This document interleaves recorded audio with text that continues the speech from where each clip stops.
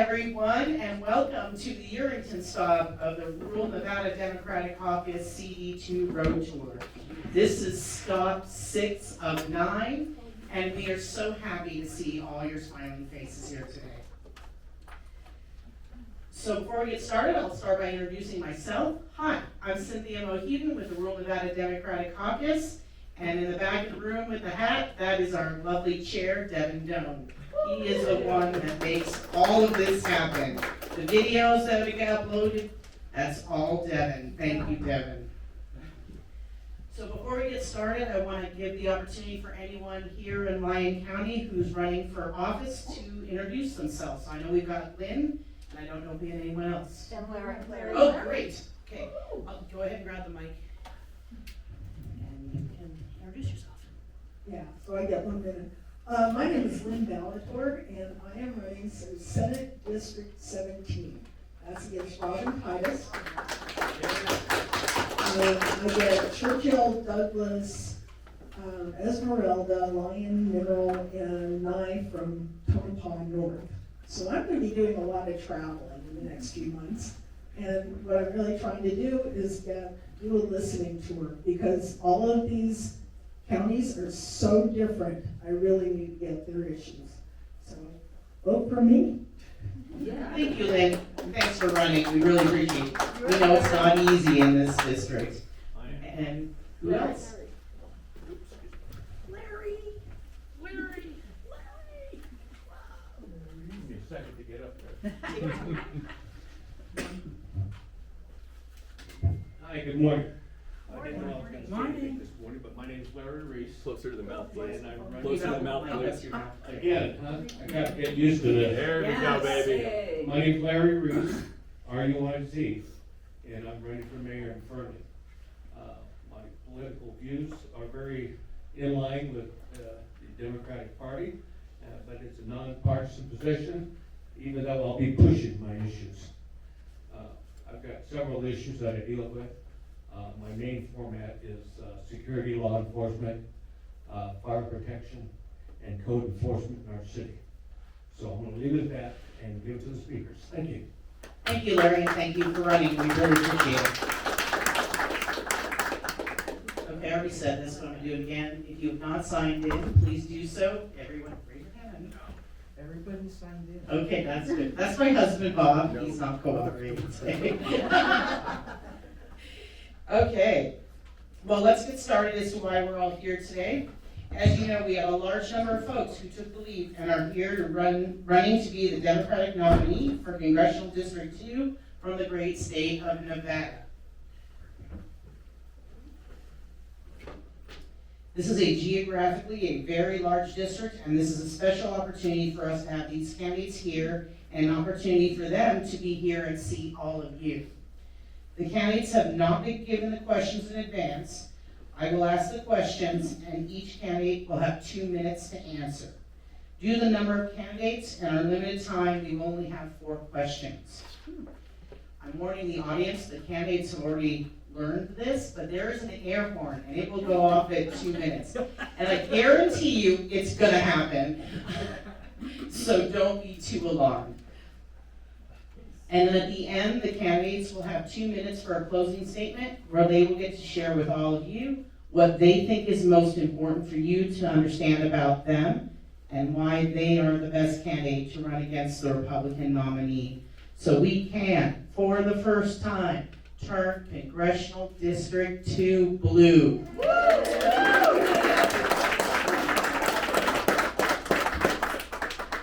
Okay, without further ado, all the way to my left is first up today is Kathy Durham. Next to her is Mark Jolly. Next to him is Matthew Fonkin. Immediately to my left is Teresa Benitez Thompson. To my right is Gamael Enriquez. He goes by Grammy. To his right is Greg Kidd. And finally today we have Josh Herbeck. Hey, Bear.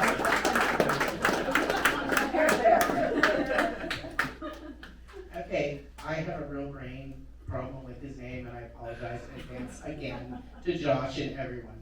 Say it again for me, Josh. It's A Bear, like A A Bear. Bear. Okay, I was gonna practice that beforehand, and I didn't. Okay, we'll launch right in. First question today is about the Supreme Court. Do you support any efforts to rein in the Supreme Court, such as increasing the number of justices and/or limiting the amount of time they can serve? Kathy, you're up and you've got 2 minutes. Oh, you know the mic probably, don't you?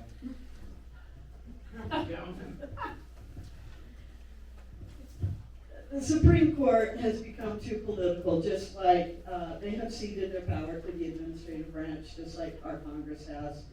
And the first thing that we need to do with the Supreme Court is get some ethics put in that they need to follow. It needs to become based on the Constitution, not which political party appointed them. And we need to have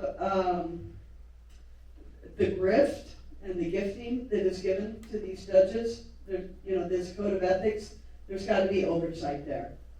When you talk about term limits, I am in favor of term limits, but it's complicated because, we look at young people and say they don't have enough experience. We look at old people and say that they're too old. And I think age is a number, and I think we should judge and make decisions based off of competency and make decisions based off of what the Constitution is. I think there's a strong case for possibly expanding the Supreme Court. But the biggest thing is we need to get the Supreme Court to start following the Constitution rather than siding with whichever political party put them into power.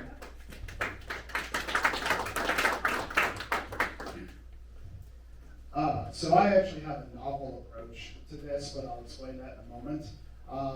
There are already rules in place that they are not following. There are rules that are being flouted. There are removal systems that we just do not have the ability to go through with. So expanding the Supreme Court, yeah, that seems to be the fast solution, but the longer solution would be to overhaul how the Supreme Court functions. You're going to keep running into this problem again and again, as long as we have the Supreme Court functioning the way it is with lifetime appointments, and without any kind of restrictions. So here's my novel solution. This will take an amendment, but now is the time for novel solutions. So it should work more like jury duty.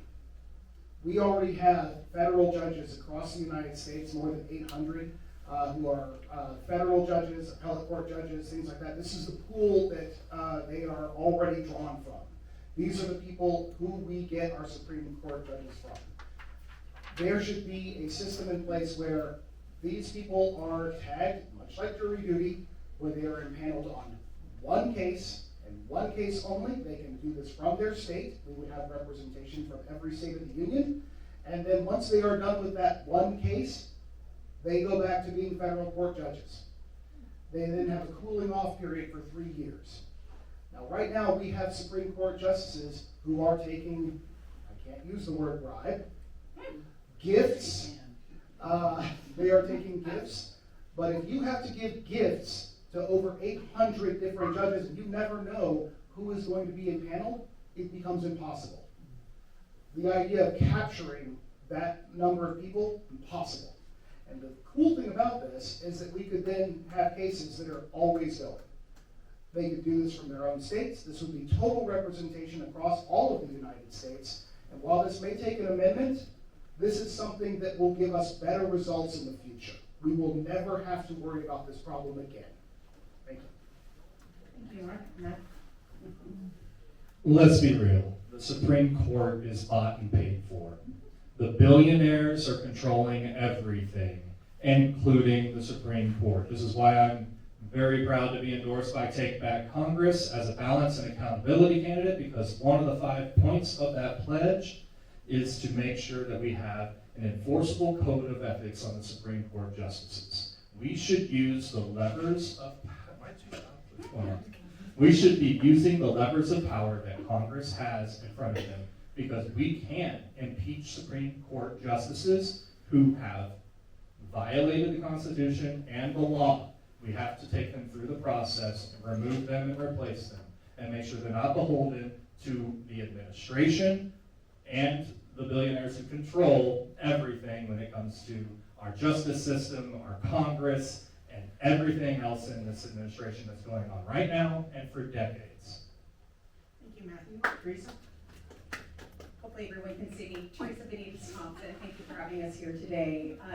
So I don't think I have to look much further than what there's a scale of things we can do, right? Like there's a continuum from things that go to a constitutional amendment, like Mark is talking about, to ethics things.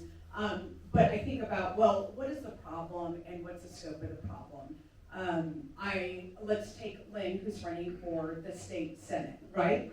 In her race as a candidate, she can't legally accept a cup of coffee from anyone because that's considered undue influence under the state of Nevada law. Not even a cup of coffee. You know, a cup of coffee's gotten expensive, but it's still nothing. It's still like, is $10 really going to change her and move her? Probably not. But you look at the Supreme Court justices and their limits on what they're able to accept and what they have to declare versus not declare, and it is just far too liberal. They police themselves, and there needs to be, just like we have from state to state for all other judges, including in Nevada, an independent commission that is actually ones enforcing and looking at violations of rules, violations of ethics, violations of complaints.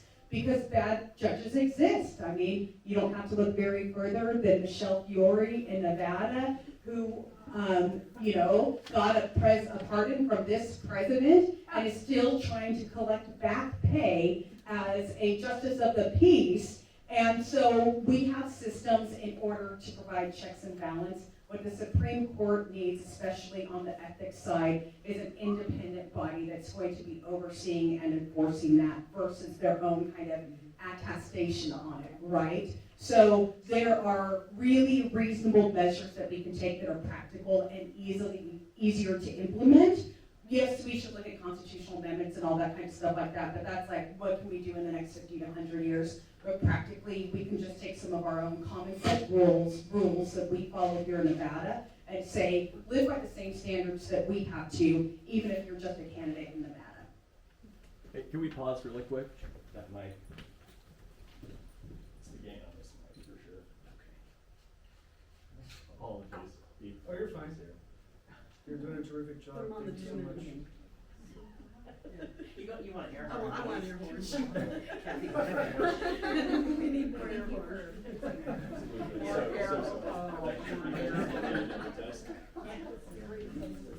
Yes. I wanted an air horn. Is it on? Testing? Yeah, okay, here we go. Thank you, Devin. There we go. And thank you, Teresa, for your answer. And we'll move on now to Candy. Here you go. Thank you. Is this okay? You can hear me? So I agree with everything that's been said. Now here's what sets me apart. There was a time, and this is my vision. This is my vision. There was a time, and this is my vision. The Warren Court, very progressive court, late 50s, early 60s, Supreme Court Warren was at the point of having the poor being looked at under the 14th Amendment as a protected class. Unfortunately, because of all that progress that we saw in the 1960s, then Nixon came along and we had the Lewis Powell memo, super conservative Democrat Lewis Powell at the Supreme Court, and this is why we find ourselves here today. So, yes, we need to look at extending the Supreme Court. We look at term limits, look at the best practices so that we can get to that point where the court is a reflection of the majority of us and not the billionaire class. The last thing I would say is our Supreme Court does not have an enforcement mechanism. So traditionally, decision is made and historically, we just follow that decision. But unfortunately, times have changed, and I think that we should look at having the Supreme Court have an enforcement mechanism to actually have the will of the people solidified into law. Thank you. Thank you, Kemi. Greg? Hey, I think an ethics committee would be great. And even if they don't have direct power, is close enough now? Then just putting sunlight will expose. Can you guys just hear me well? Yes, we can hear you perfectly We well. won't be in the recording. Microphone. This, whoa. Sorry. So look, I'm a historian, and I really think that FDR, the biggest mistake he made was trying to pack the court, and it undermined a lot of attention from other good reforms he did. And if we pack the court as Democrats, the Republicans will pack the court, pretty soon we'll have a huge, huge Supreme Court. So I'd like to enforce the laws that are there. I'd like also for Democrats to be more strategic going forward. There's a reason we have a 6-to-3 ratio. We need to take the Senate back. That's how we got the 6-to-3 ratio. And so I'm going to do everything possible just to make sure that the candidates that are getting elected to the Supreme Court reflect the will of the people. And that has not happened. We basically got dinked on 3 candidates. And so I am going to look, and Democrats really got to figure out how we get that 51-seat majority. We'll do everything we can to do that. But all these other reforms, if we don't hold the Senate, we're going to continue to get candidates that are going to give us a 6-to-3 ratio or worse. So just being very practical, impeachment's never going to happen with the ratios that we have. I just want to be really nuts and bolts about this. We need to win the Senate. It's one of the most important roles of the Senate. And that 51st seat, it's great that Jackie's back in. We need 4 more this time. We all need it. We got some changes coming up. Let's win the Senate. Thank you, Greg. Josh? I mean, I would love to see an enforceable code of ethics. The question is, how do you enforce it when our only tool is impeachment? So I don't understand why we allow Supreme Court justices to accept gifts at all. They should not be accepting any gifts. We need to make that a criminal statute. So if they violate that, then they've committed a crime, they get disbarred, they can no longer be judges. I think that's one way we can go about doing this. But what I want to see is, I want to see the way we select judges and the structure of the Supreme Court change. Absolutely, we need term limits. I think it should be 12 years, so it falls in between the 8-year presidential cycles. And then we do need to expand the court. And I think there's a way that we can do it to depoliticize it, so we're not basing it on Senate decisions and all these political judgments. We expand the court to 13 members, 1 for each federal district. And then we tie each seat to each individual federal district. So that when a seat comes open, say it comes open in the 9th Circuit, then the judges of that circuit will select among their members, some panel, maybe 3, maybe 5, that the president can then choose from to put in that seat, so that we depoliticize this process and we make sure that the judges that we get are the ones that are most respected by the judges in that district. And I think these 2 things together would be a way to pull the politics out of the court and make it so that it is both more geographically representative in terms of the people who get on the court, and we're more sure to get people who are professional judges who are there to interpret the law and not impose their own particular political preferences, which is what we are seeing with what I like to call the extreme court right now. You know, I want other people to continue using that word. I don't know why people haven't come up with it before. It seems like an obvious one to me, but extreme court, start spreading that around. I think that's a good one. Thank you, Josh.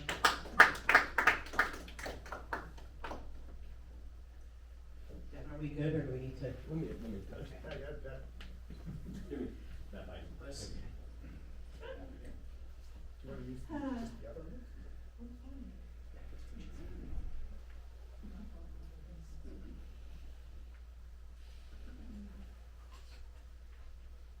This is the problem they have at concerts with different voices. Thank you. Thank you, Deb. Let's test real quick. Test, test. Thank you, The Devin. other one. This one? Oh. Test, test. You're muted. Test, test. That sounds Okay, better. great. Thank you, Devin. Okay. And Devin's doing a great job, everyone. I mean, the last couple of rooms we were in were gigantic, so the sound, he has to come in and do all this on the fly in under an hour, and this room is tiny compared to the last couple we had, so we'll move on now.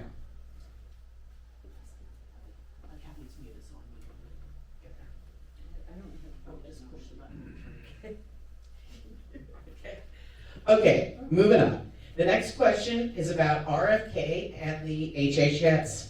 As HHS Secretary, Robert F. Kennedy Jr. has jeopardized American health by initiating policies described as causing widespread chaos in health agencies, including cutting funding for public health, opposing water fluoridation, and undermining vaccine science, which appears to have led to a significant increase in measles cases, among other things. His tenure has been marked by scientific disruption and major staffing changes. In the past, he has advocated for taking a serious look at children's nutrition and the role pesticides may play in America's health, specifically children. What is your view of RFK's tenure as HH Secretary? Are there specific actions he has taken that you agree with or disagree with? And you can do both. What legislation would you advocate for to prevent a future HHS Secretary from radically and unilaterally altering the agency? Kathy, you're up. Where do I even, is it on? Hello? Test, test? You're on. I'm on? Okay. Oh, what? Doesn't do anything. Let me Doesn't sound restart like this. It's green, but go ahead. Is Oh, this yeah. just We good? working? We're good? Okay, I'll use my teacher voice. It was too loud, sorry. What the hell? Where do you even begin with this question? First of all, we need to have healthcare professionals making healthcare decisions. We need, the whole idea of having a cabinet is that no one person is an expert in all subject matters. And so the whole idea of having a cabinet is to make sure that you have qualified, competent individuals in position so that when decisions need to be made, they can be made with people who have the background and the knowledge to make those decisions.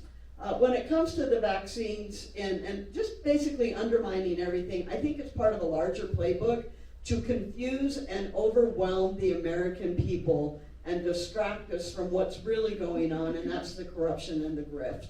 I don't understand why he's messing with the health industry the way he is, other than to confuse us and his own warped sense of what reality is. My father suffered from polio because he didn't have the vaccine. And he talks about his 6th grade year of being 6 months in isolation in a hospital, and the damage that did to him psychologically as a 12-year-old. And to have somebody talking about reversing all of these vaccines because they cause autism, to me is just absolutely horrific. But again, it's just a larger playbook of let's confuse, overwhelm the American people so they don't know what to believe, they don't know who to trust, so that their savior can come out and say, I alone can save you. And that is straight out of an authoritarian propaganda playbook. And that's what I think is going on with RFK Jr. And I just think, with the food industry, they just let this pesticide company go ahead and use this pesticide, and that is in the food that we eat. If you want to make us healthy, let's grow healthy food that isn't laced with chemicals. And let's ban these pesticide companies and let them be held accountable for the damage that they're doing to the food supply. Thank you, Kathy. Mark? I could sit up here all day and talk about how much I dislike that man. What do I not like about his policies? I mean, pick a day, a moment, I don't know. I think one of the most damaging things that he has done is the vaccinations. But he is a political appointee who was doing favors for Donald Trump, which is why he got positioned there. He has no medical experience, he has no relevant background, There is nothing about that man that should ever have allowed him to be in that post. Frankly, I kind of feel like any secretary post has to come with some sort of relevant experience, and I'm not seeing that at any level. But that's on both sides, honestly. We have seen that both from Democrats and Republicans, and I don't feel like political favoritism and insider baseball is what should be putting people in these positions in the first place. I would like to see, like the American Healthcare Association or other such people, organizations be able to give potential candidates for this a certification, maybe have their list that they want to see in charge in different arenas. But I don't want to see a politician in those seats. It's too important. So as far as like changes that I would like to see made, I would like to see some oversight for these types of positions. I think a Fox News host in charge of our military, for example, horrible selection. Kash Patel, a podcaster, influencer, are you kidding me? Yeah, we need to have professionals in there who know what they're doing. People who believe in science. Vibes and, I don't know, your unprocessed milk is not what we need for making decisions for the rest of our country. So probably, I would say, oversight from more than just presidential preferences. Thank you, Mark. Matthew? RFK Jr. He is a dangerous member of the cabinet, just another one of the many who definitely he bought his way into that system. He made sure that he did the political favors to get there, and he continues to do so every step of the way. He does as he's told, but he has very unscientific mindsets that are incredibly dangerous to our society, to our population. Running on anti-vaccines is dangerous for our children, for our communities, for our families. We need to be impeaching this cabinet member specifically because of the dangerous actions that he's put in place through the Health and Human Services Agency. We need to replace him with someone who is a professional that does this for a living, maybe, would be great, who has no political ties to this administration, that is not bought and paid for by the billionaire pharmaceutical companies that they love to put in that position. We need someone who's going to come in, who's going to fight and create policy that is good for our children's food in the classroom that has disappeared over the decades. I remember when they cooked food for us. Now everything comes in double wrapped plastic because that's good for the environment and evidently good for their bellies. There is this unscientific societal shift that is coming from a very loud minority. And it's dangerous, and we need someone who is going to go to Congress, hold them accountable through public hearings, and get them to the table, find out where we can legally impeach them, replace them with the proper person, and move this country in the right direction. Thank you, Matthew. Teresa?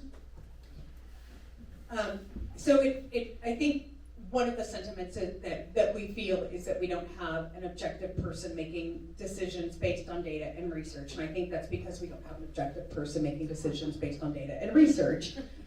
There's been an attack against public health and public science in this nation. So not only within Health and Human Services, but you look even at, within Health and Human Services, the number of grants that have been cut to the Institute of Health and even federal grant dollars that run into our institutions for scientific research. And all of those are being decimated and cut and pulled back. And so dollars going into research supported by the federal government is something that the next congressperson is going to have to fight to restore and be very vocal in making sure that we go back to investing in data and research because that benefits all of us.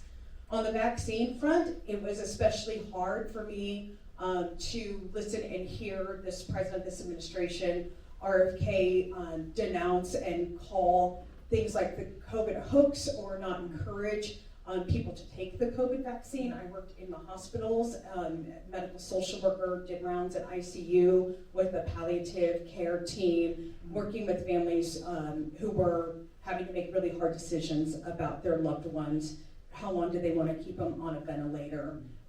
Were they going to, talking to them about DNR provisions in case the oxygen levels came too low, the pulse came too low. And those are really hard conversations. To me, it was really, really real. There's a lot of hurt there.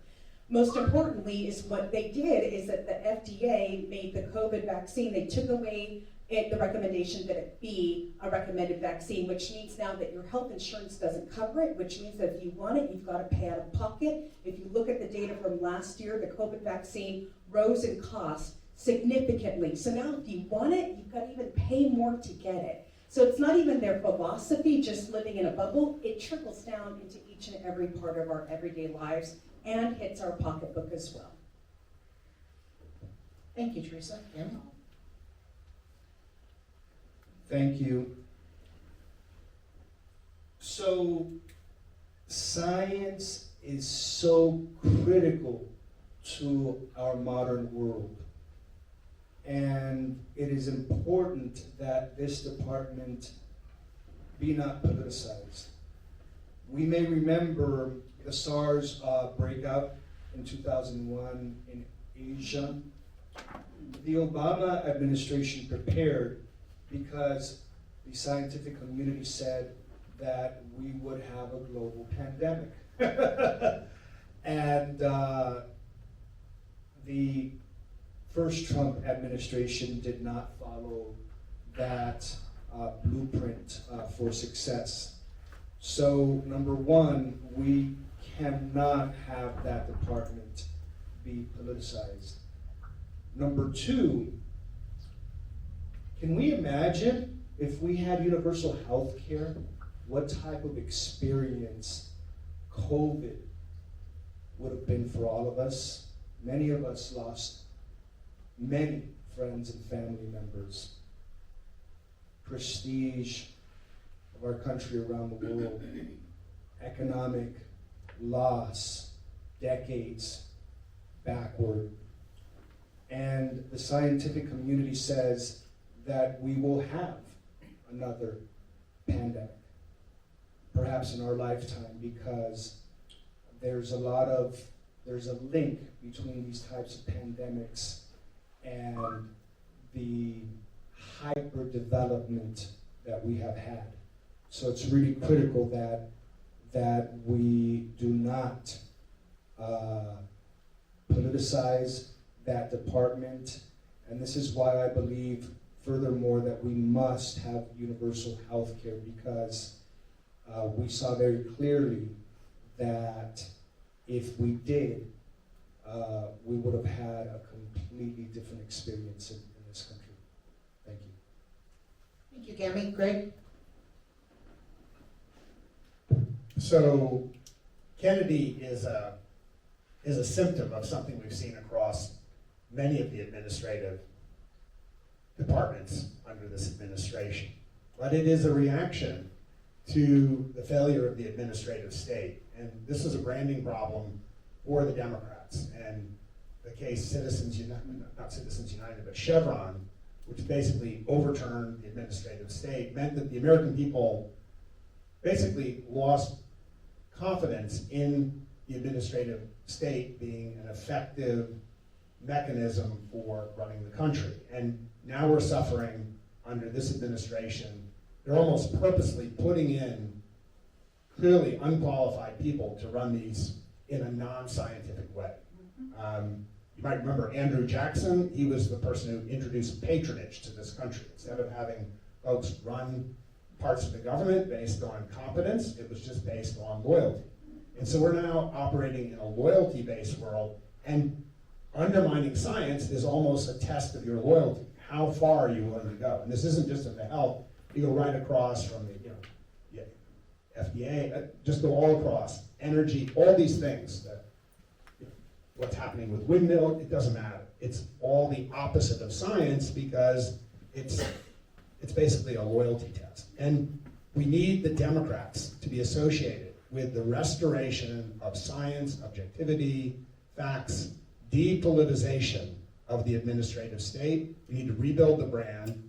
Clearly, the Republicans under Trump have gone, off the reservation.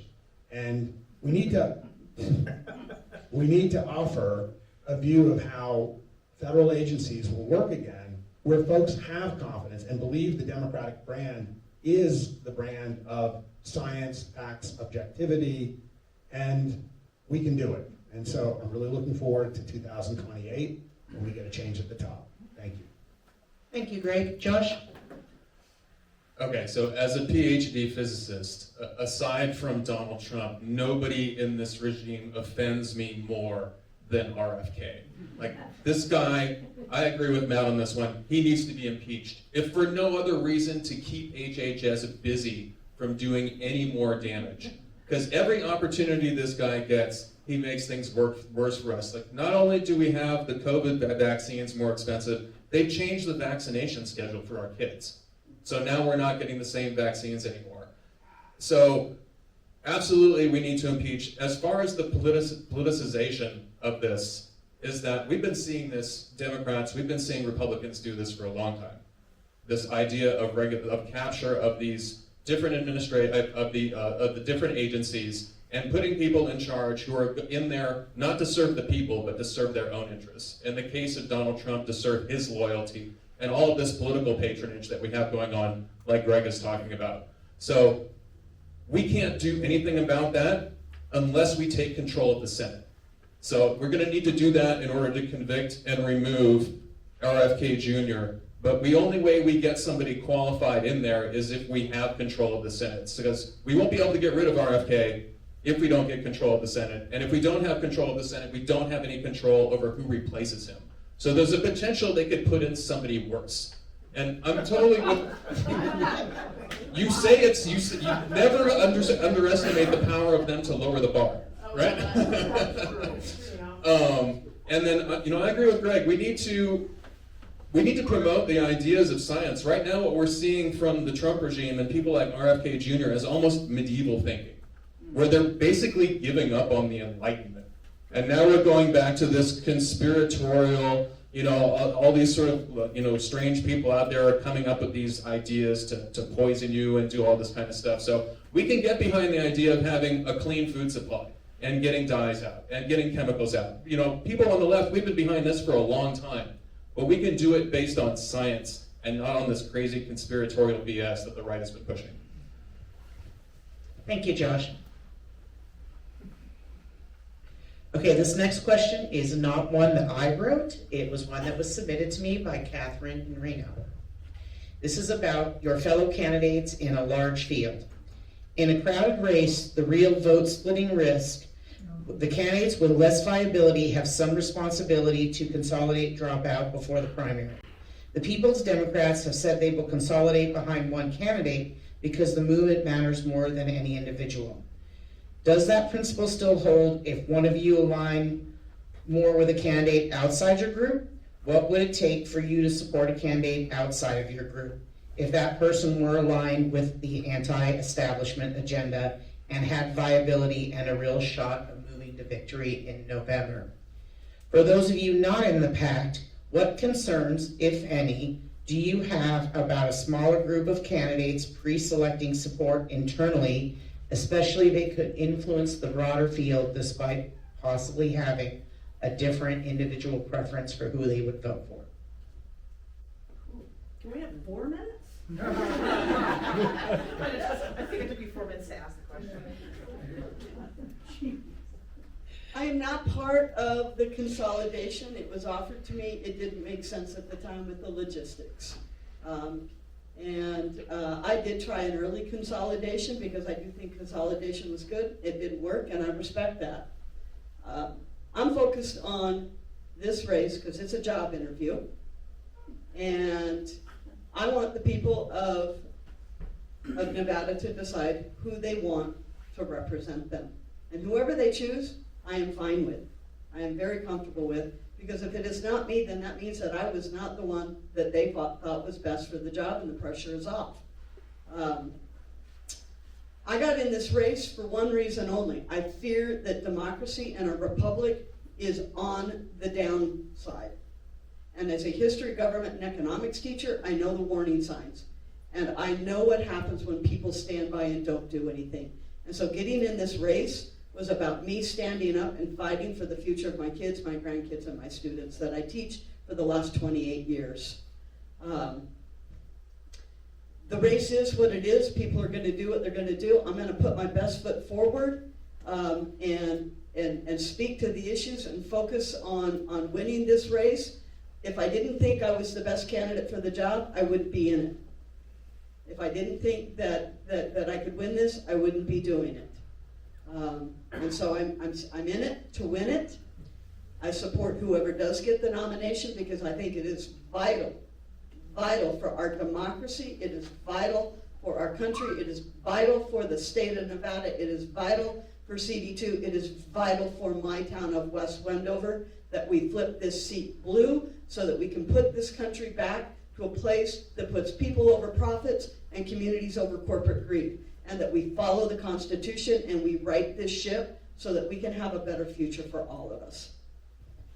Thank you, Kathy, and you did it in 2 minutes. Mark. This is a pretty personal question for me because I am a part of that group. And it was presented to me very early on. I am not a career politician. This is something that has been well outside of my wheelhouse, and I have to admit, my political instincts have not been honed when I got into this race for the first time. I filed the paperwork, the FEC paperwork, to become a candidate because I was, like Kathy, terrified of what I was seeing in my country. It was becoming something that I didn't recognize and something that I couldn't abide having my children be forced to live through. I needed to do something, anything. And so I filed the paperwork to be able to stand up against Mark Amadei and at least get the message out into some of these communities that may not hear it from people like myself very often. I wanted to stand in front of them and say universal health care is something that is a human right. We need to have it, and it will help you too. And I'm talking about Republican spaces. I have been going to places like gun shows. I have been standing in front of church groups. I have been telling people in a way that I think they can understand the messaging that they may not hear any other place because we all live in our silos. When I was approached to do this, there was an understanding that we would wait until after the rurals before we would have any conversation, and that conversation would be made open for the people to be able to vote on who we want to select. The first day of the rural, the first event on the first rural thing, I was asked to drop my race after doing 3 events, and I said that I was uncomfortable with that, and that we were also going to be making the decision in a closed door capacity. I told them I was also uncomfortable with that. I wanted it to have it be a democracy. I wanted it to have be open, and so I politely stepped back. I've been going to the events, but I am going to continue trying to stay in those spaces so that those messages can be presented to those people. Thank you, Mark. Matthew? As much as I'd like you to repeat the question, I'm not going to do that to us. Thank you, Matthew. Gold star. I was asked twice to join this group. Once before they formed, and then once after they formed. And each time I did respond with a no. Or let me know when you have something more formalized. Because I saw 2 big flaws in the plan. One of which was that every one of their names were still going to be on the ballot when by the time they chose who it was going to be who dropped out. The other was there was no plan as to how they were going to choose that candidate. And I am someone who doesn't like to join something that's vague, that doesn't have a plan. I saw consolidation happening, and I have been fighting inside of the Democratic Party against that same type of consolidation for years. They're doing it right now. They're about to do it at this next state convention and at the state party level, and I think it's dangerous for democracy. I was excited about how many folks were in this race because it showed that many folks cared about their nation. That's why I got into this race. I've been working inside, I've been doing the work, I've seen how power protects itself, and I know how the government works against the people. I know how power and the state party leadership and everyone else inside, how they operate, and they don't do it in the favor of the people at the end of the day. They are doing it for the corporations who are buying their pocketbooks to keep them winning their elections. They are worried about getting reelected. They get elected in office, especially in Congress with a 2-year term. They get elected, next thing they're doing, they're back at fundraising. Because the next thing they need to do is go to their friends to make sure they're fundraising and get the money in the bank so they win their next election, rather than legislating for the people. We need someone going to Congress who's not willing to consolidate, bow down, and get to work. Thank you, Matthew. Teresa? Yeah, I absolutely reject the notion that anyone should ask anyone to drop out of any race. That's like showing up to compete at let's say, a triathlon and looking around and saying, hey, as opposed to all of us just doing our best to see who wins, why don't y'all just drop out and let me win? Like, to me, that is just the most anti-democratic notion that there is. You shouldn't ask people to drop out of the race. I get why there are some pragmatic reasons why consolidation is talked about and has been talked about, but ultimately, at the end of the day, I believe in voter choice. We are a big tent as Democrats, and we know this, but if we're discouraging different kinds of candidates to run for different kinds of reasons, then how are we really reflecting our own party's values in that big tent philosophy, right? We are not all just one kind of Democrat. We don't all think just one kind of things. We have our county conventions coming up. Man, I've sat through so many platform committee meetings in the past. We think a lot of different things, and we have a diversity of opinion and a diversity of thought, and I believe that is our strength as Democrats. We're not the Republicans that say, go sign up at MAGA Inc. and toe the line, otherwise we're going to attack you and come after you. That is not the script that we run by. So I jumped into this race. I stepped down from my job as Chief of Staff at the Office of Attorney General on March 10th, and I entered this race on March 11th. For me, making the decision to come and be in a candidate status was, for me, the best way to join this fight and push back up against this administration. I had been leaning into a lot of federal accountability work, working across states and with other AG's offices, fighting against the birthright citizenship executive order, fighting against the illegal tariffs, and really holding this federal government accountable in the legal sense. But I thought, we can't just keep suing the pants off the administration. We got to go win elections. That's why I'm here. Thank you, Teresa. Camille? Thank you. Excellent question. Yes, I'm part of the anti-establishment People's Democrats. And yes, I fought Trump way back in 2016. I saw the writing on the wall. And yes, I saw the political window opening back in 2024, which is why, with all due respect to Greg Kidd here, I volunteered on his campaign back in 2024. And furthermore, because of my unique experience having a PhD in the School of Hard Knocks, dropping out of college, becoming homeless, going through the system, having to survive on SNAP, minimum wage, getting my degrees, well-versed in international and domestic politics, as well as people power, I genuinely saw the opportunity, precisely everything that has been happening in slow motion. If you follow me on social media, very well documented for the last decade, in particular since 2024. Now, with regard to, I was an advocate for Nevada's Question 3 open primaries, top 5 ranked choice voting, to precisely give folks more choice and rank their candidates. So, frankly, I find it very hypocritical for certain folks in this state to have opposed that ballot measure and now want folks to drop out of the race. So I believe that, there's folks that look like me who have been dying in this country under this regime, as well as white allies. This is not about politics. This is about life and death. I have family in Mexico and family and friends around the world. This is about life and death. And this is why my platform is about human rights, human dignity, and human freedom. Thank you. Thank you, Gammy. Greg? So, I think I've mentioned, I'm so happy that I'm not so lonely this time. And the Democratic Party, like my family, it is a very noisy party. I am a happy warrior, so I could not be happier that we have all this going on. And whether we do it this way or that way, it's all good to me.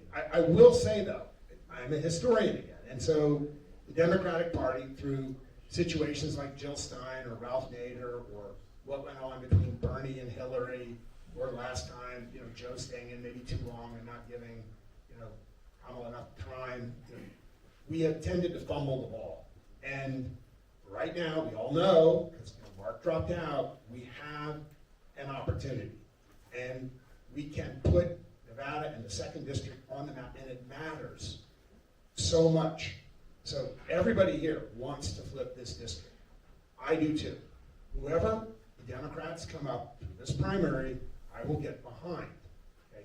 The thing I'm always looking forward to is this is the battle. The war is not about the Democrats. Yes, we need them all to come out and vote, at least vote once, but it's all those nonpartisans and Republicans. We're going to need to peel them off. And so I am, really here.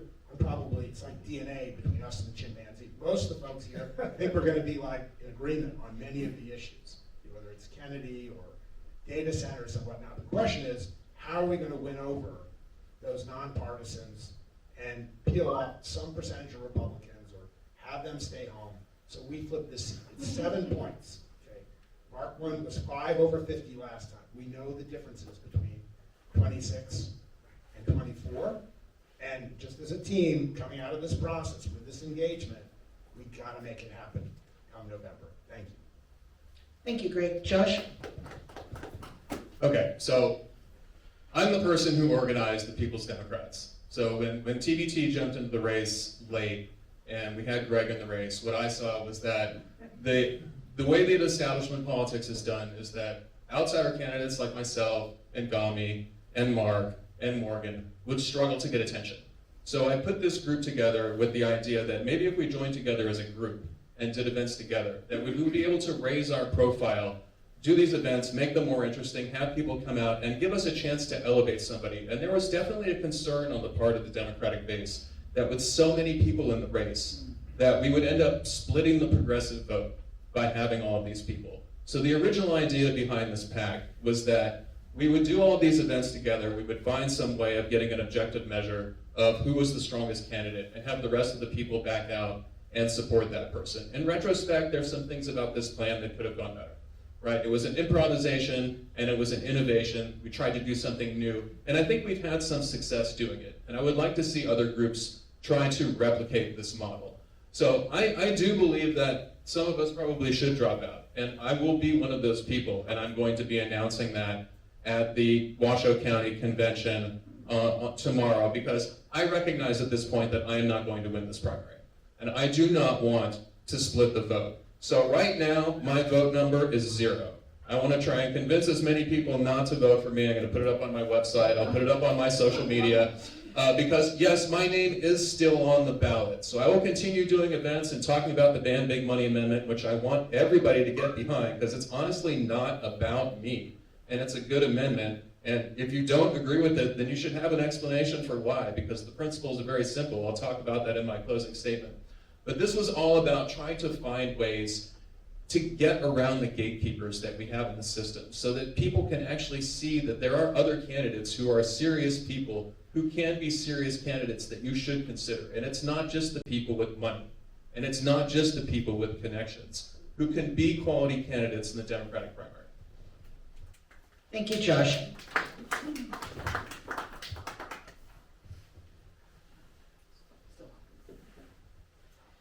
Okay, this question I did write, and it's much shorter, although I did write some of the long ones too. Lawyers, they like to hear the sound of their own voice. This question is under the heading, Favorite Congressperson. Who is your favorite congressperson and why? What do you intend to do as elected to Congress, in part to emulate that congressperson? How would you differentiate yourself from that congressperson? Kathy. I got a thing for Georgia, Raphael Warnock. He's not in Congress, he's senator, right? Okay, I just want to. Okay, all right. My favorite Warnock is the senator of, U.S. Senator from Georgia. Correct, thank you. Yeah. You know, I don't really look at the people that are on TV as my public servants. They seem to be the public figures. I do like Raphael Warnock. I like the people that are coming up. I like James Tallarico. I like the gentleman from Maine. I like Jasmine Crockett. You know, I think, you know, but that's just what we see on TV, you know. And, you know, what I look for, if I could pick somebody as a political figure, I go back to Georgia. I like Jimmy Carter. We have the same birthday. He's a peanut farmer, and I love my peanut butter. We have the same faith background, but yet we are able to separate those concepts and understand that when you are elected to office, it is not about your ego, it is not about your power, it is not about your prestige, it is about service. And that is what I have spent my life doing, is been in a life of service and giving to others. It's why I love teaching, because it's about building relationships, about solving problems together. It's about communication, it's about collaboration, it's about critical thinking, it's about community. And that's what Jimmy and Rosalind Carter stood for. And I remember as a young kid growing up, looking at Jimmy Carter, the guy that had my birthday, that had my favorite food and shared my faith. And I said, hey, there's somebody like me. And I like him and I want to be like him in terms of the things that I do. What kind of leader will I be? I will be one that listens to the people and comes back and explains to the people. And I will show up for the people. I will work for the people. I will reach across the aisle. This is a top that is not left or right. This is a fight that is top versus bottom. And I want to make common sense common again. I want to be your sensible candidate. Thank you, Kathy. Mark? Well, shoot, you stole my answer. So I'm from Georgia myself. I'm originally from Atlanta, well, just outside of it. I'm sure you can all tell by my very thick accent. Yeah, Jimmy Carter. He was a good man. He was a decent man. He, however, was, I think, blocked by his own sense of fair play. Now is a time for aggression, I'm afraid. The rules have changed. Right now, it is not enough to be able to go to Washington and be a decent person. You have to be a decent person who's willing to throw a punch. That is what I'm willing to do. Right now, I feel like we need somebody in office who is going to be saying quiet parts out loud. They're going to be talking about the backroom deals that they see going on. They're going to be making lists of people who are not there to help us. Josh is right about his ban big money amendment. We have to get money out of politics. There's too much of it in there right now. And so seeing how somebody can go to Washington and then a few years later become a millionaire or multi-millionaire needs to be talked about on national television.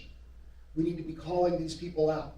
We need to have a sense of morality like Jimmy Carter, but the aggression of somebody more like AOC or beyond, to be honest. I am not there to play nice. I am there to get things done. If you are willing to help me, great. If you're not willing to help me, you better get out of my way. Thank you. Thank you, Mark. Matthew? This is a great question. And my answer is actually Shirley Chisholm, someone that I've looked up to for a very long time since I was a kid because of her tenacity. She was the first to be elected to Congress from the black community, right? Like she, a black woman, right? She was breaking the glass ceiling. And when she got there, she was laughed at, she was stood up to, she was not allowed into rooms, and her mentality was, screw you, buddy, I'm here to do the work, the people elected me to office, and if you're not gonna give me a chair at the table, I'll bring my own. And that's exactly what we need again in Congress, widespread throughout the nation, are folks like that stepping up to run for office, not because they want to get on television and be popular and raise all the money and make millions by stock trading in Congress, which should be banned, but getting in, doing the work for the people. This is why Republicans and nonpartisans and Democrats alike, we're all being affected by the same issues, whether we agree on them or not. We are all being affected by what's happening in Congress and what is not happening in Congress. Shirley Chisholm was someone who stepped up, took action, and fought for her community. And that is the type of legislator and congressperson I want to be. Thank you, Matthew. Teresa. So I always, for any type of answer where I'm looking for inspiration, I always tend to look to my own backyard. Why? Because being raised in Reno, Nevada, being here since the age of 4, this being the state where I'm raising my 4 children, I kind of look to, I know my environment, I know the influences we have here in Nevada. We're a small state, right? We're a state of 3 million people. When you look at Northern Nevada, we're even smaller. We have beautiful parks. We have Lake Tahoe. We have these amazing assets, but then we also have some tremendous troubles. You know, we've got struggles with getting our per pupil funded the way we want at the education level. We've got struggles with unemployment being, you know, having one of the highest unemployment in the state. So we're like a really unique state. And so, like when I think of who are people I admire the people who are championing and fighting for Nevadans. I admire our delegation. Don't always agree with them on every single vote that they take, but are they the only people in the whole of the United States, the only people in the whole of the world that are advocating for us and our needs and our communities? Yes. At one of the last forums in Battle Mountain, I thought, Cynthia, you asked a very good question, which was, it was just following about the Senate Joint Resolution votes and our 2 senators, and like, would we call out other members of our delegation? And I really thought about that. I went back and I was like, you know, let's look at the last 20 votes they've taken. Like, what would I call out? And I'm like, there might be one where I would vote differently, but look at the advocacy that they're doing. We in the state of Nevada elected the first Latina senator in the history of the United States. We did that. Our ballots, we changed the composition of the United States Senate and gave an untraditionally disenfranchised group a voice. I'm really proud of people who fight for Nevada, and I want to be the voice fighting for Congressional District 2. Thank you, Teresa. Tammy. I lost my job during the Great Recession and got entangled in the criminal justice system, while virtually no one from Wall Street who caused the crash went to prison. And so I found myself working at a Popeyes as a cook one night, realizing I had to clean up all this flour in the kitchen. And I heard somebody playing on social media talking about the greatest inequality in our nation's history. And that really resonated with me. Turned out that that was the voice of Bernie Sanders, which is why I ended up being a delegate in 2016. And I feel as if he is not a politician, but a statesman. Someone who will speak those uncomfortable truths when other folks just dodge the question and share stories. So, but beyond that, depending on the context, I also very much admire I believe it's Ron Paul from Tennessee. He's very much someone that calls out the shenanigans taking place abroad with regard to U.S. foreign policy. I appreciate AOC's and Greg Casar's passion. I can relate to them, their history. James Tallarico as well. Barbara Lee, who having the courage to call out the bullshit with regard to Iraq when no one would. That's the type of statesman I intend to be. I don't intend to be a politician. I was trained, I came up after 9/11. My response to that was to be a public servant and be a career diplomat, serve my country. And that is... And we finally got it. You okay, Judy? Thank you, Gammy. I thought we weren't going to make it today after I warned everyone. Great, you're up. Thank you.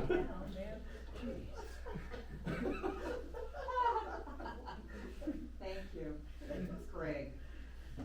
Wait, it's already counting down. I keep positive here. Hey, so I don't know how many of you have seen Hamilton, but in Hamilton, there's another character, Aaron Burr, who is, a patriot, but ends up kind of on the wrong side of history. And really the reason he ended up on the wrong side of history was not that he didn't love America, but he was kind of a shapeshifter.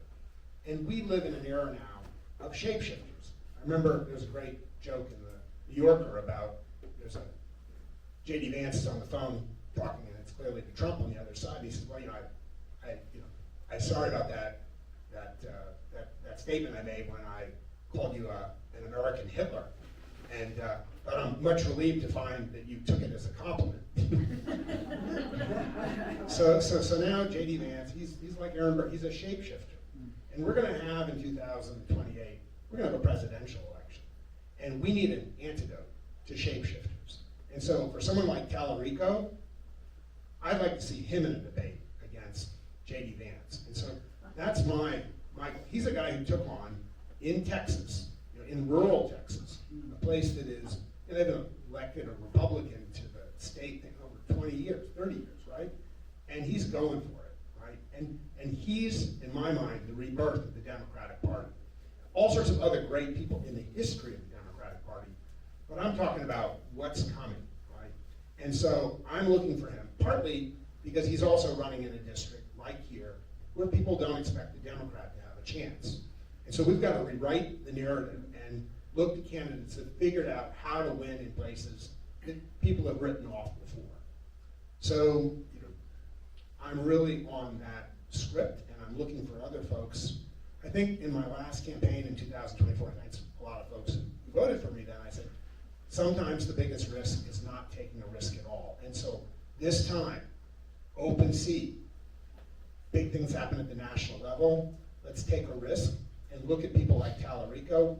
He's laying it all on the line. Thank you. Thanks, Greg. Josh? I'll start by saying I think it's interesting you worry about shapeshifters because you've changed your party affiliation multiple times. So I think there's some trust issues there. Well, that's because the parties have changed. Well, I think the same. So who I admire, well, that means you'll change again. Who I admire is Ro Khanna, because what we need right now is we need not just somebody who can go and be a good public servant. We need people who are also effective communicators. Because what we are in now is we are in an age of media and persuasion. And if we don't change the way that people think about issues and change the way that things are done, we are going to struggle to get anything done. And I think Ro Khanna has been great at that. He has joined up with Massey, and he was the one who pushed forward on the Epstein files when all the people in the Democratic establishment were telling him not to do it. And that was the right choice. And he moved forward on that, and that's gotten us a lot of progress and really created this idea of the Epstein class, which is, again, getting people to think about big money in politics.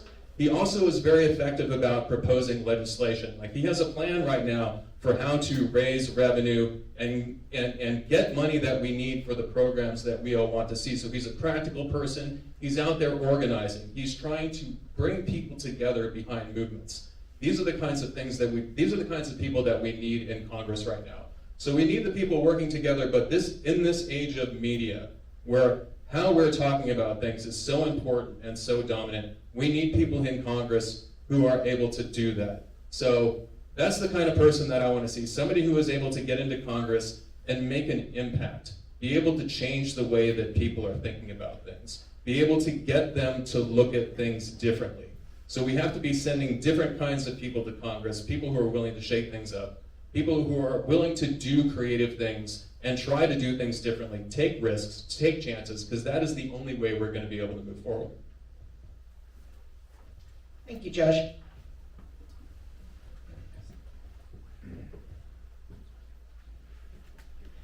Okay, now the candidates to get 2 minutes for them and why they would be the best person to run against the Republican nominee. And we want to turn this district blue. I know I'm getting repetitive, but I think it's important. All right, go ahead, Kathy. Well, as I said, I'm Kathy Durham, and I'm a high school civics teacher. I teach history, government, economics, intro to education, and girls golf, and that is my passion. I got in this race clear back in March. I made the decision to run when the big ugly bill got passed, and I saw what it was going to do to my community. I am from the rurals, West Wendover, Nevada. I am where Elko County begins and ends, depending on which way you're driving. And I think that's one of the things that makes me the best candidate for this job is I know the rules, because I have lived the rurals. It's not someplace I go to visit my family. It's where I raised my family.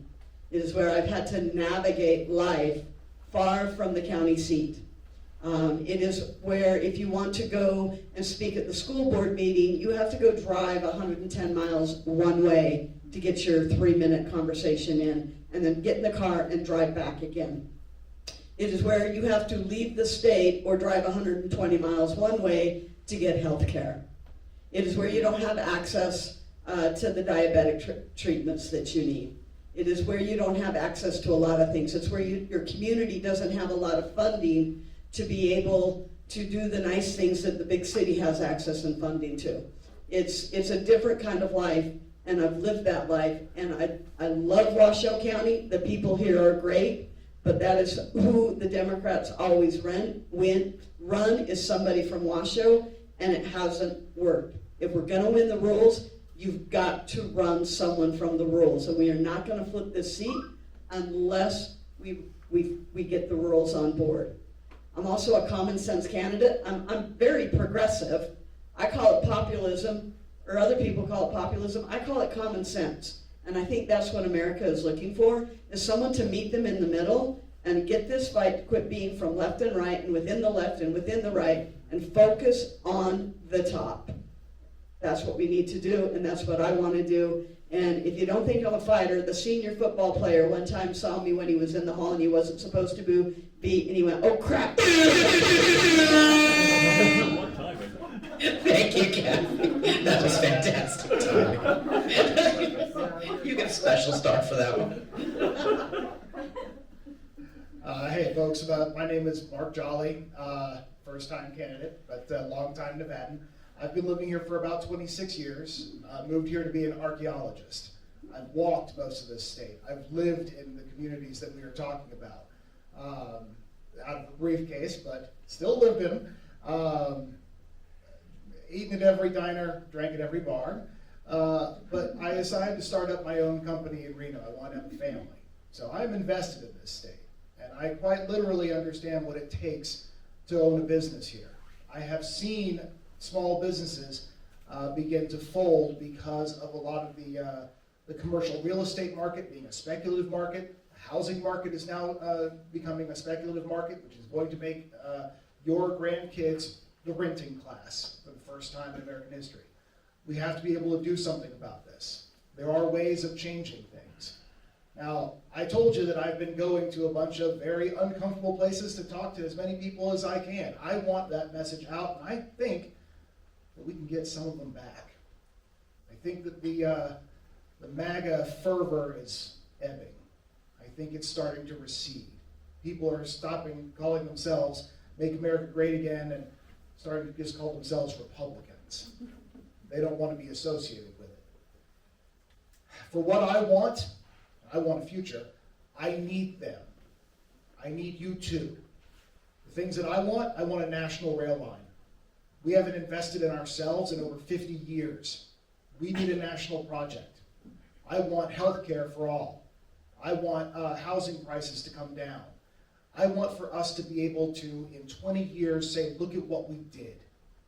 But we need Democrats who aren't going to be just looking at their feet. They need to be looking at the future. I don't see that a lot from the people that I've had representing me. So fine, I'll do it. If you're interested, I've got a pamphlet back there. Thank you, Mark. Matthew? Hello, everyone, and thank you, Lyon County, for coming out today to see all of us, and thank you to the Rural Nevada Democratic Caucus for hosting this great rural road tour. I'm Matthew Fonken, running for Congressional District 2, born and raised on a horse farm to union letter carrier parents in Arkansas. I'm from the civil engineering background, I've got a hospitality management background, and I've moved to Reno back in 2016, and I've been working in the political industry since. I've been organizing around issues, issue advocacy. I've worked at legislature 3 sessions. I've worked 3 presidential elections. I was the executive director of the Nevada State Democratic Party, and most recently left my job as the national field director for Blue Wave America. This is one of the pathways to the victory for this district, is red rural organizing across this district. This is an urban district as well as a huge rural divide, as we all know. All of y'all sitting in this room know that. We need someone who knows how to have those conversations. I designed a nonpartisan issue voters project in 2018 that increased nonpartisan turnout in the not the Democratic primary, but in the general election by 14% in the 4 precincts we chose to target. I've been having that program running through the indivisible Northern Nevada for the last 8 years. We've been doing that, if I do the math right. And it has continued to spread and continues to work. I've taken all of the great things of my organizing work and I plugged them into Blue Wave America in that Red Roll organizing program, and I brought that to my campaign. That means we are training people how to have conversations with everyday Nevadans, everyday folks, common ground conversations, learning how to push kindly and plug in your personal story into how to have those conversations and to get folks to come to our side. Because right now, we need that in this district and across this nation. We need that shift. We need a candidate who knows how to have those conversations, knows how to go out and knock those doors, who's willing to do the work. And we also are fighting for so many issues we are all in favor for here. Public lands and healthcare and everything else. We can't get that if we can't get accountability to this administration. Matthew Fonken, Congressional District 2. Just barely made it in there. Teresa, you're up. So we have an opportunity here, a historic opportunity to flip this seat. We have an open district. By all accounts, the data is telling us that we have a frustrated electorate that wants to vote out this administration's agenda, wants to vote out this administration's policies. So we've got energy, we've got momentum, we've got an open seat. We've got a perfect storm and able to flip this. This is not the time to send in a first-time candidate. This is not the time to send in a person who's never legislated before. Ideally, you want a candidate that's done 2 things. A candidate that's been able to win campaigns and win independents in their campaigns. And then you want someone that once they win, they know how to legislate. They can stand up to pressure, they're not gonna fold under pressure. And I'm the only candidate here that's done those 2 things. I know that some people want to hold it against me and say that I'm establishment because I was elected for 12 years to the legislature, but in my term of service, I showed that I could stand up to special interest and fight for people and make good changes in policy that benefits everyday Nevadans. I voted twice to increase the minimum wage. That went to a ballot measure that the people supported.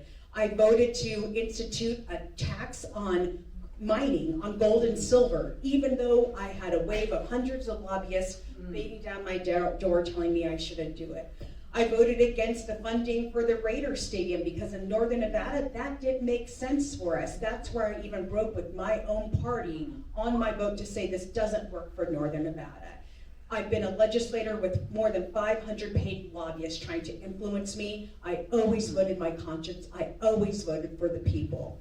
I won election after election, even in a red wave year. I outperformed in my district because I work harder than anyone else. I'm never going to be the candidate with the most money. I'm probably not even going to be the smartest candidate any given time, but I will be the hardest working candidate every single day out there on the streets. That's what I'm bringing this campaign. That's why I hope you'll consider a vote for me.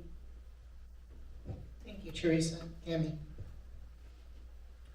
Cami Enriquez here. I believe that I best epitomize the American dream, and at times what has increasingly for so many of us become an American nightmare.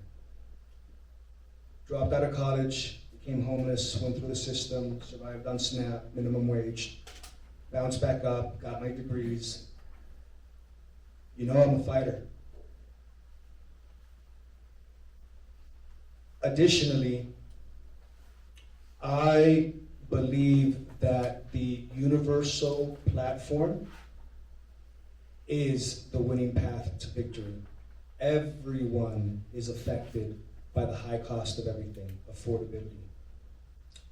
We cannot continue to move forward with means-tested social safety net programs. They feed right into extremism. Check out my op-ed that I just wrote 2 days ago in This Is Reno. Lastly, I've been an activist campaign manager, very well versed in international and national affairs, which I may not know too much about state legislating, but state legislating compared to federal legislating is comparing apples to oranges, quite frankly. So the path to victory is a freedom dividend, a universal basic income, just like Alaskans have had for the last 50 years, and they are a relatively conservative, libertarian state. So I am very confident with the destruction that we have seen around DOGE, the shutdowns, the tax cuts, that folks really want to have the most effective, efficient economic relief. And that is my platform. Thank you so much. Thank you, Cami. Great. So another movie reference, there's a movie, The Shawshank Redemption, and you know, Morgan Freeman, he goes all the time because they're gonna see whether he gets parole. And they ask him, have you been rehabilitated? And he always gives them the argument, yes, and this is why, and they always reject him. And then finally one time, he's so dejected, he just goes in, rehabilitated, that's just a word. You know, I don't know if I've been rehabilitated. And he just is sort of humble about that, and he's not attached to the outcome. And that's when he gets out, he gets his freedom. And so, you know, this is a situation I'm looking at, we're all looking at, and there is an opportunity. It's an open seat. I was here when it wasn't an open seat, and I'll be here down the road. I'm not attached to the outcome for myself. I'm attached to the outcome for this district, for this country, at this time. And I'm so excited to be part of this process, actually with all these folks here. It is an amazing process. It restores my faith in democracy. Now, I will observe out there that the fundamental challenge in a district where there are 3 Republicans for every 2 Democrats, that the biggest thing that we're dealing with is the same thing that happened in another movie, in Star Wars, where they say, these are not the droids you are looking for. A large part of our population, I don't know whether it's pixie dust or whatnot, it has been sprinkled on them. And so we need to snap our fingers and have them snap out of it. My intention is to talk to those people. I'm here with the Democrats, my values are aligned. Sometimes my interests are elsewhere, I realize that. And we need to talk to a lot of other people that have gotten mixed up on values and interests, and we need them to pull that vote lever. That's the only way we're gonna win this district. I'm 100% committed to that. I love this country. I fell in love with Nevada. Looking forward to November, regardless of whether it's me or anyone else here. Let's take back this district. Thank you. Thank you, Greg. Josh? So I'm not going to talk about myself for this 2 minutes. First, I want to point out that one of my team members, Morgan Wadsworth, also a candidate for CD2, she is not here because her dad is in the hospital. So she had a medical emergency, and that's the reason that she's not here, in case you were wondering. So I am running, and have been running, because we need to start looking past the next election. We need to have a plan for the things that we need to do in order to really start making the change that we need. And I've been preparing this run for 4 years. And the thing that I have focused on the most is that we are going to struggle to get anything done until we get big money out of politics, which is why I am proposing the Ban Big Money Amendment, which limits political spending to voting age citizens. And they can give their money to an organization and it can spend that money, but the money has to start with people. It caps political spending to 5% of individual median income, which means nobody would be able to spend more than $2,250 a year. So no more Elon Musk trying to buy an election, no more Greg trying to spend his money in the Democratic primary. We have to define what political spending means. So it's not just campaigns, it's electioneering, it's advertising, any kind of media manipulation campaign, lobbying, all of the ways that big money uses its power to influence us. We need to restore the power of governments to cap campaign spending, which was taken away in 1971 with Buckley v. Valeo when they said money equals speech. And then we need to make it a felony to violate this amendment, because as Trump has taught us, if an amendment doesn't have teeth, we can't enforce it. And I'm trying to get everybody in this race to get behind the Ban Big Money Amendment. And it's not about me, like I'm stepping out. If everybody in this race got behind this amendment, it would make it real. It would put it out there into political space and make it happen. So I want people to get behind this or have an explanation for what part of this amendment don't you like, because it's going to take a popular movement to get this done. And the only way to do that is to create a moment, to get people to notice it and to start spread it and get this out there, which is what I've been trying to do with this campaign. Thank you, Josh.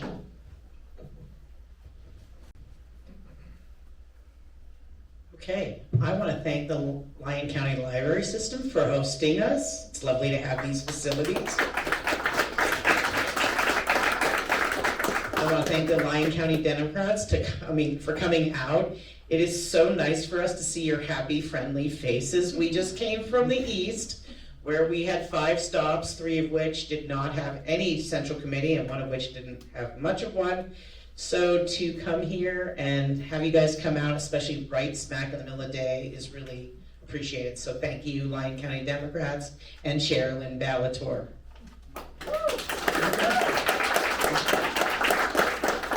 And I also want to thank the candidates that are here today. I appreciate each and every one of you for coming out and participating in this and taking it seriously. This has really been a privilege and an honor for myself and Chair Doan to have you here and really answer the questions and participate in grassroots democracy and show us that you really care. And I've seen tremendous growth in each and every one of you, and that just warms my heart. And we are going to turn this district blue. With that, I'll let y'all go. We have the room for about another half hour, but we've got to get it cleaned up.